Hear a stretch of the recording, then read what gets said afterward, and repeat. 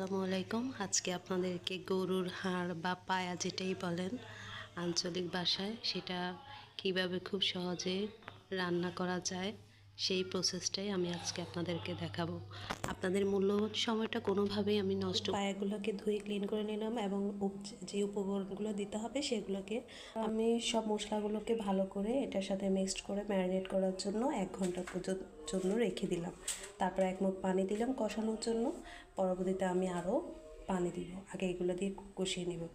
এটা আমি এখন লার্কের চুলায় নিয়ে গেলাম, সেখানে আমি 2 দিন পর্যন্ত একটু একটু অল্প অল্প আগুনে এটাকে আমি আস্তে আস্তে প্রসেস মানে নরম হয়েছে আর কি। তারপরে যখন হয়ে আসছে তখন আমি আবার কিচেনে নিয়ে আসলাম গ্যাসের চুলায়।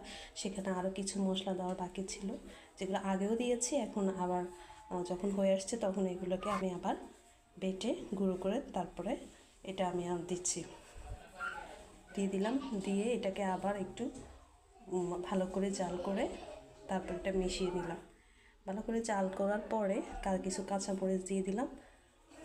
তারপরে কাঁচামরিচ দেওয়ার পরে কিছুক্ষণ আবার এটা জাল করে নিলাম। তারপর আমি এটা যখন হয়ে আসছে তখন এখানে আমি পেঁয়াজ বেরেস্তা দিলাম। পেঁয়াজ বেরেস্তার সাথে কিছু শুকনো মরিচ দিয়ে দিলাম টেস্টটা একটু বাড়ার জন্য। আপনাদের কাছে যদি অবশ্যই ভালো লাগে অবশ্যই আমার এই পেজটা সাবস্ক্রাইব করবেন এবং লাইক করবেন। আমাকে আরও ভালো ভালো রেসিপিগুলো আপনাদেরকে উপহার দেওয়ার জন্য অবশ্যই আমার এই চ্যানেলটাকে আপনারা সাবস্ক্রাইব করবেন। ভালো থাকুন, সুস্থ থাকুন।